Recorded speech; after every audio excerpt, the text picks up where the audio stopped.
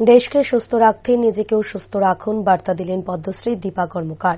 রবিবার সকালে Jio science of safe world এর ১৭৫ বছর উপলক্ষে ওএনজিসি ও গেইল এর যৌথ উদ্যোগে পদযাত্রার আয়োজন করা হয়। পদযাত্রাটি ৭৯ টিলা থেকে শুরু হয় এবং হেরিটেজ পার্কের সামনে এসে শেষ হয়। পদ্মশ্রী দীপা কর্মকার ছাড়াও এই দিনের অনুষ্ঠানে উপস্থিত ছিলেন ওএনজিসি এবং গেইল ইন্ডিয়া কর্মকর্তারা। তাছাড়াও দীপা কর্মকার আগামী প্রজন্মকে আহ্বান করেন দেশকে সামনের দিকে এগিয়ে নিয়ে যাওয়ার জন্য সকলে একত্রিত হয়ে এগিয়ে আসার জন্য এবং দেশ সুস্থ থাকলে আগামী দিন আরও অনেক বেশি এগিয়ে যাবে বলেও ব্যক্ত করেন দীপা কর্মকার।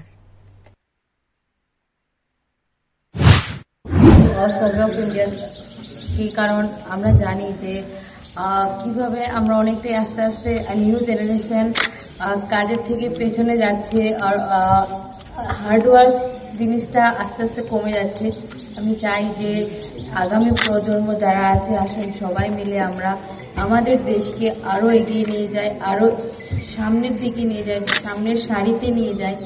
এবং স্পেশালি আমি স্পোর্টস পার্সন, এখানে অনেকে উপস্থিত আছেন, সবাইকে বলবো আসুন নিজের জন্য 1 ঘন্টা টাইম বার করে আপনারা সুস্থ থাকার জন্য এক্সারসাইজ করবেন।